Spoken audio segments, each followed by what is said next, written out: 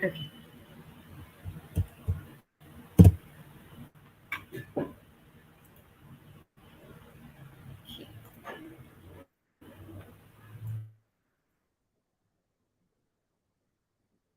Hi, young professionals.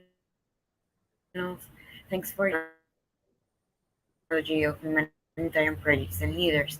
Today we're having as a speaker Dr. Bijoy Antony Joseph, who is an associate professor at the Department of Computer Science in Cochin University of Science and Technology.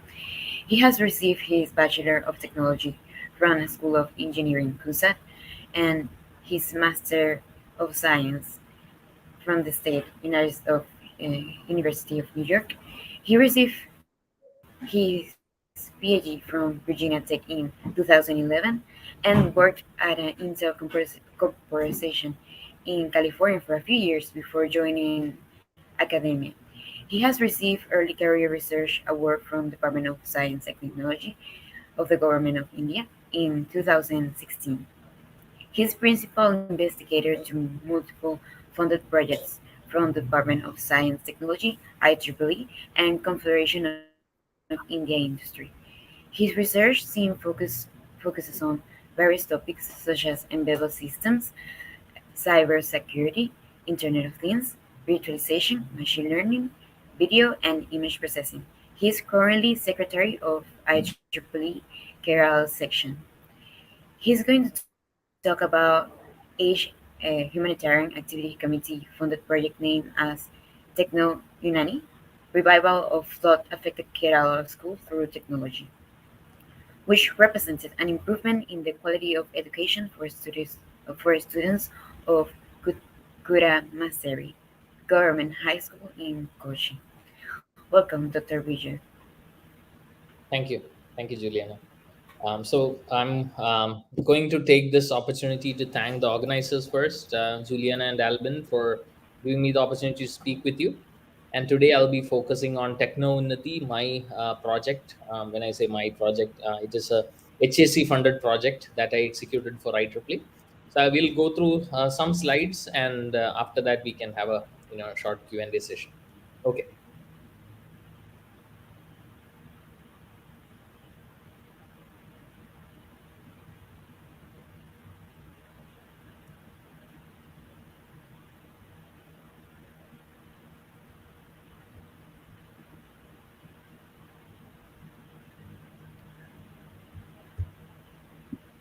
Let me know when you can see the slides.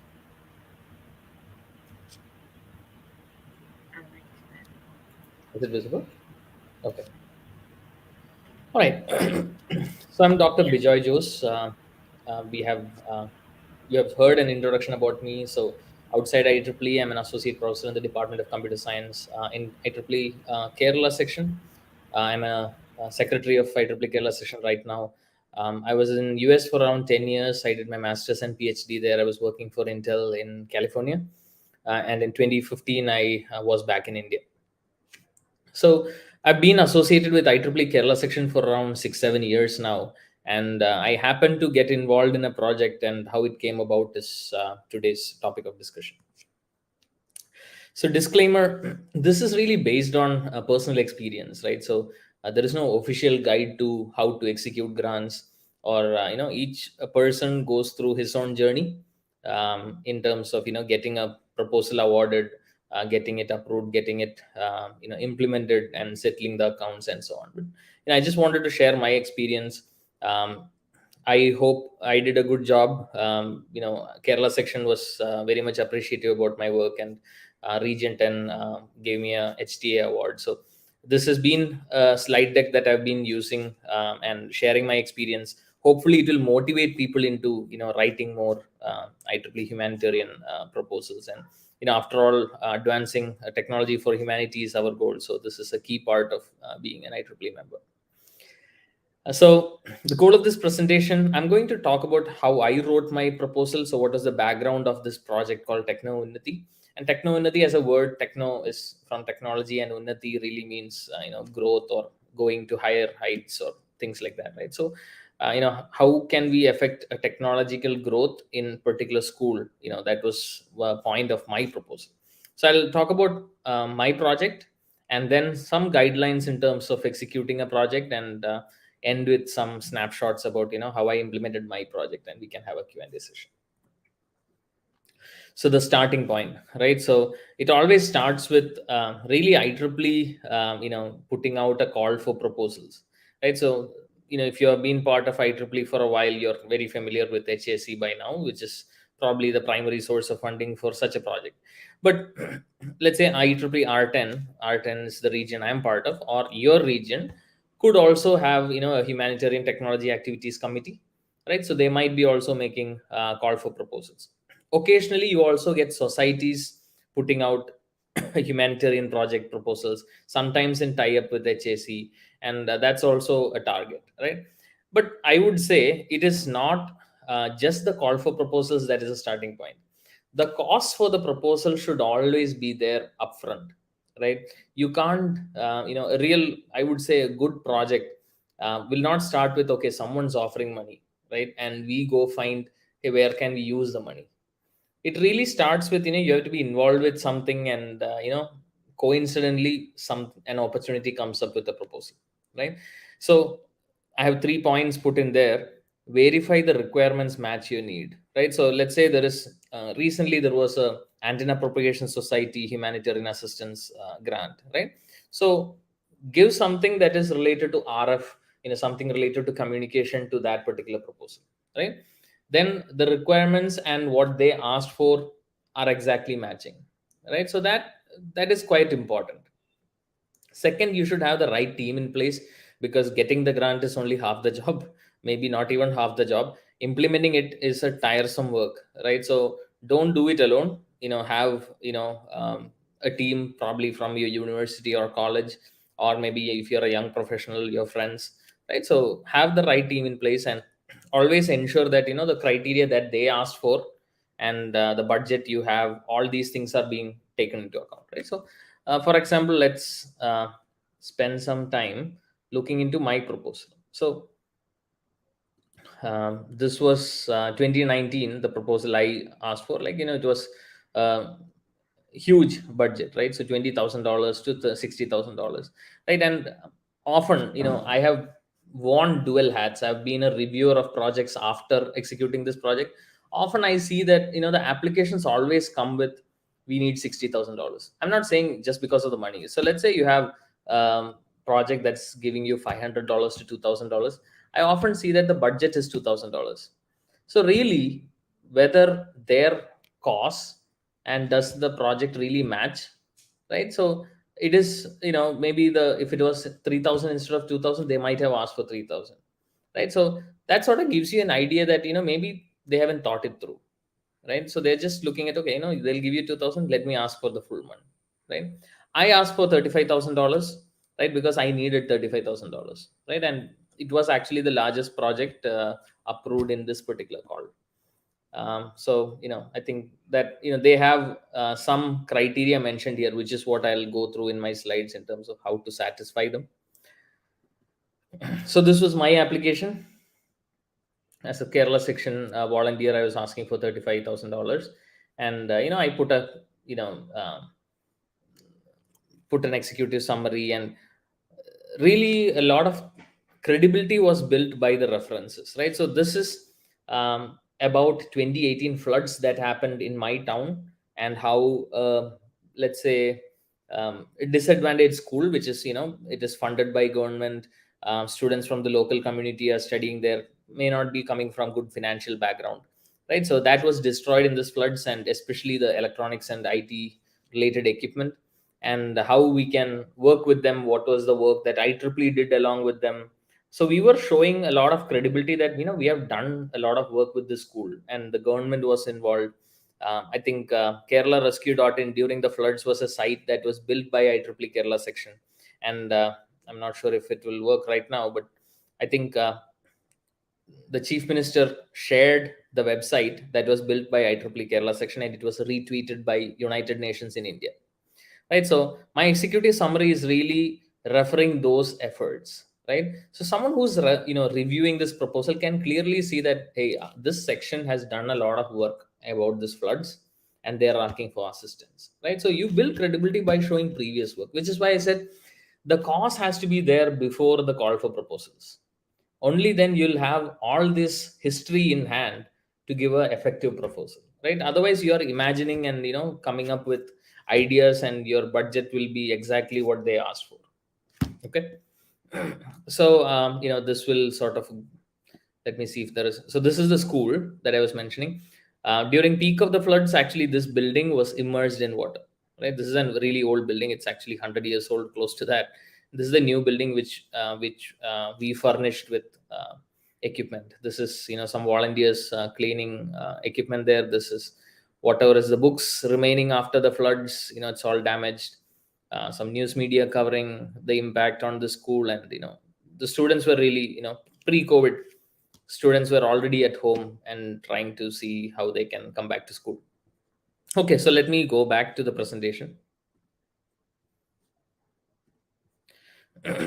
So this is my project, right? So from IEEE Kerala section, we want to provide smart classes and replace damaged equipment, and bring in state of the art facilities in there. So a snapshot of the damage that has happened there, and previous history of collaboration. It is not just that we were involved with the government. So this is the chair of Kochi subsection, which is part of Kerala section, and both are actually employees of my university. Kochi University of Science and Technology is called QSAT, and you might hear that often during this presentation. And this is the principal and the teachers there, and the PTA, parent teacher association president over there, right? So they were salvaging whatever is remaining after the floods, and we were helping them with respect to electronics training, some camps and things like that. But when it something that is catastrophic, as this happens, we don't have the funds to help them. So which is what really helped in uh, putting together a proposal. And the school, I got an official letter from the principal saying, this is unprecedented crisis, and if IEEE can help, that will help, right? So all that paid a part, right? Really played a part in this proposal getting funded, right? So we had stakeholders, which is the school, saying that if you provide this equipment, we will continue to provide manpower to run this lab, right? And we had credibility built, with the government saying, this is the lot of work that IEEE has given. And I personally was involved with a lot of organizations. One of them is, I should mention, is Chakshumati, which is for the visually challenged. This particular school had a visually challenged assistance center. I think they call them IEDs, right? So um, we conducted some training for that, and later I modified my proposal and got approval, so that I was initially looking really at building science labs and computer labs. But then I thought, okay, maybe we should put some funds towards this particular special center. And some of the organizations that is shown here, they helped out with the library. So I wrote to HAC saying, can we just reallocate the funds for the library to something else, because they already have books. I don't want to supplement all that and have this cost move left unattended. And they were very generous, and they immediately gave me the approval, and I changed my plan, changed the funds slightly to towards I would say visually challenged students. So I just showed that the credibility that was built.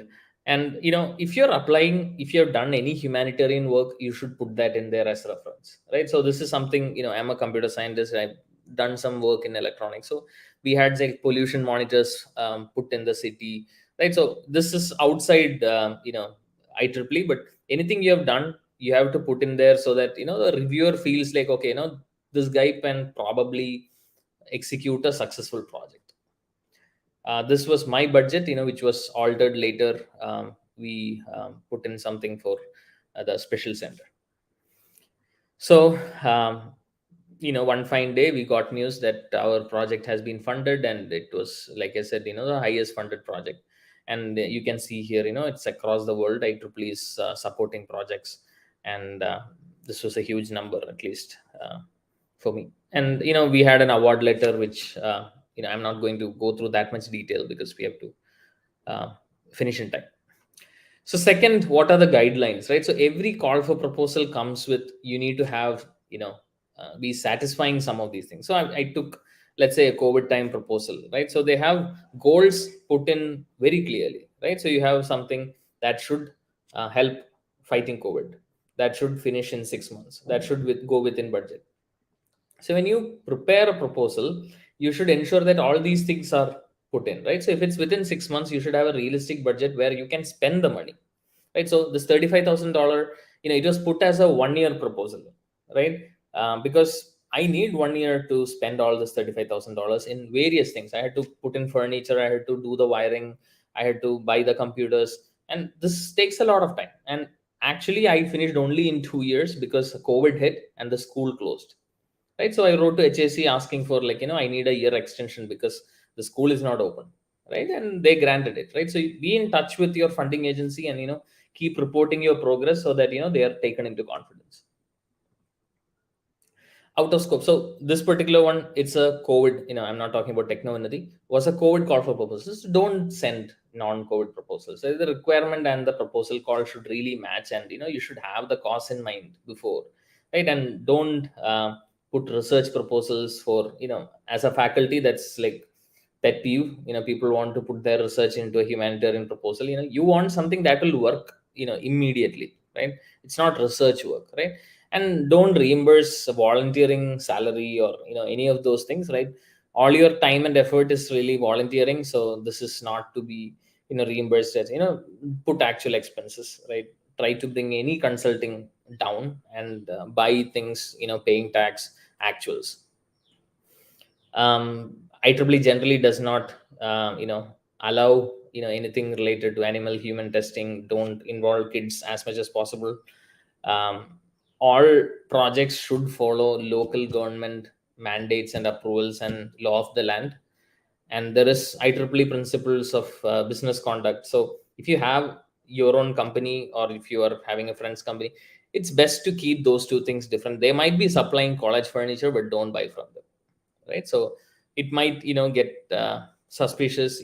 People may not find out, but it's better to keep it so far away that people don't even raise it as a red flag, right? COVID, there was even a line saying, don't have in-person meetings and spread the virus, right? Discuss online, right? So every call for proposals is different. Filling up your proposal, this is different every time. So if you have a prototype, that's great, right? And local stakeholders, I put in the principal and the PTA president as part of my team, right? So that is always important, so that they also feel like they are part of this project. It's not like a one-man thing, I'm going there and running the entire show. I came up with work plan timelines. You can form a side team, that will be very useful. um, Funding and the budgets and the execution, you have to keep in mind. And any conflicts of interest, say it upfront. And give as much supplementary information about what you have done before, what's your expertise upfront.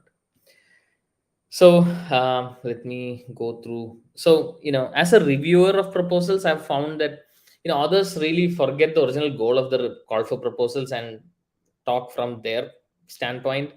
And many of them don't give sufficient details on how to implement it. So it will be an idea, right? So the reviewer is not very sure whether this will be fruitful in 6 months or 1 year, right? So you have to really show, okay, here is a prototype, I'm going to make the real one and deliver, right? And show your history of social work or any technology expertise you have, which will bring confidence to the reviewer.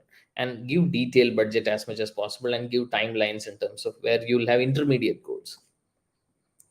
My project, I made an implementation team, so you can see the current IEEE chair. She's a friend of mine and a guide.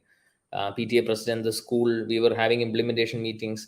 I took in really HAC leaders. Some of you who are aware of HAC might know Satish Babu and Amarnath Raja, who are really leaders in this front. So I took them and to assess how this social return on investment can be computed.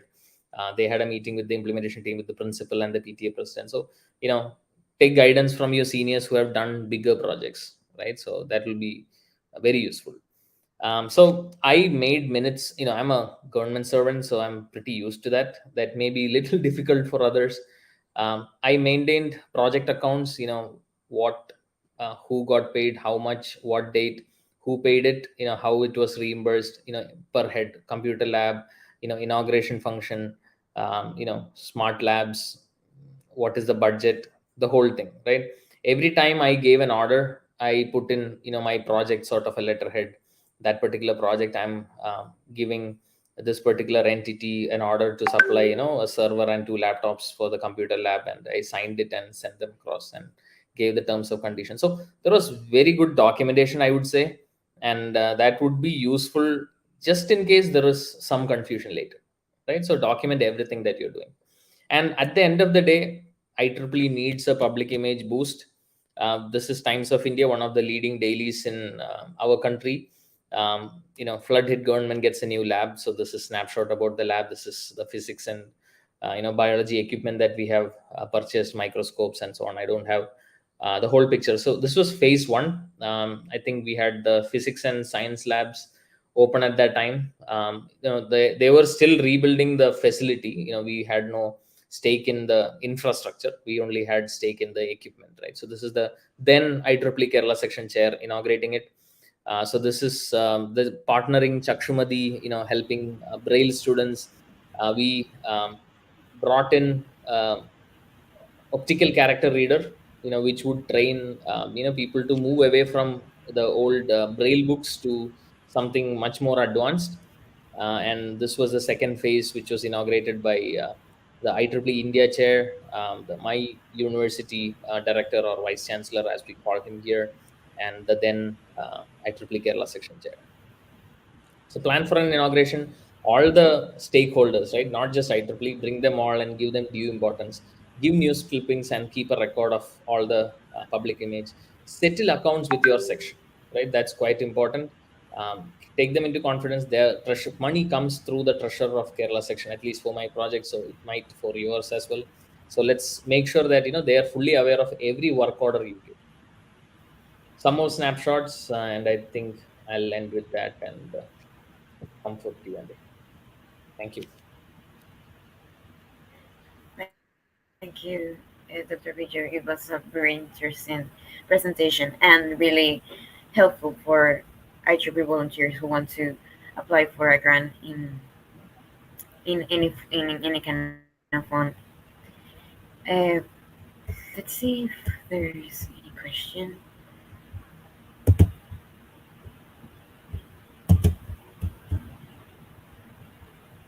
First, I wanted to ask you, uh, can you tell us a little bit of what was the return of the social return of the project and in your community? Right. So there was an exercise by the HAC leaders to find out the social return on investment. So their computation, we had a team visit the site, and the computation involves how much really time and money gets saved because of the project, right? So let's say you have a bunch of students who don't have access to computers versus teachers and students having access to computers. So earlier, to teach a particular topic or having exposure to a certain topic, would mean that you might need like 4 hours from the teacher, which could get reduced to two, right? So from an effort standpoint, that is saving, right? So you could do a SROI or social return on investment calculation based on this project saves this much effort. So that's one aspect of it. But we really felt that this is not enough, because there were a lot of caveats to that, right? So let's say $100 being spent in India versus spent in US buys you different things, right? From a real actual standpoint, maybe the computers are the same price, but let's say when it comes to manpower or when it comes to consulting expenses, right? So SROI has to also take into account where you are spending it, right? In fact, we have put in a proposal to our government to work more on social return on investment theories for school education, because really school education is one place where the return on investment does not stop just with what is the time and the money and the effort that is saved. because you're really creating a next generation of people who are more well trained and more upskilled, and they'll go on to do better in their life, right? So all these things have to be taken into account, and that's actually put in as a proposal by an economics professor in my university. And I'm really looking forward to that gets funded and we get to know more about SROI. I think at the moment we are really amateurs in SROI computation, but I think that's something that we need to improve on. I understand. And another question is, what technical and operational struggles did you face to continue the project after its approval, if there were any? Well, I think mine was right before COVID, so that was the biggest technical obstacle, because I had the science lab got inaugurated right before COVID, and then I was moving into building the computer labs, and that required carpenters, people who work on networking physically in the school, and we had a nationwide lockdown announced, and which really blocked the execution of my work. And really, I went back to HAC, and they said, better we want to hold the execution. We don't want any IEEE volunteer to be exposed to COVID, right? So I think I took a 6-month break and came back to this. And even then, I think we built the furniture, we placed it there. We were looking at server options and things like that. And then there was a second wave, right? So the project got hold for another 3 months, and they came back. So really a lot of obstacles in that way. I think the section and HAC were really helpful in understanding and giving all the support. That didn't affect the budget at all. It was for It The timeline did slip because we couldn't execute things in school during COVID. But once the nationwide lockdown was lifted, even though the kids were not going to school, we could continue the project. So I think something that was imagined as a 1-year project really took 2 years. okay. I understand.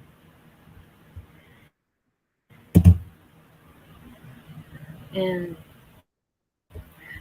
another question would be, how did you contact the other groups to help with Right. your project? I Right. saw in the presentation that you contact Rotary International and other groups from India, I think. How did you reach them? So this is why I feel like we should get involved in a project, even if the funds are not there at the moment, right? So the cost should be there before the project. So even the idea of Techno Unnati came along because we were helping that school even before the floods hit.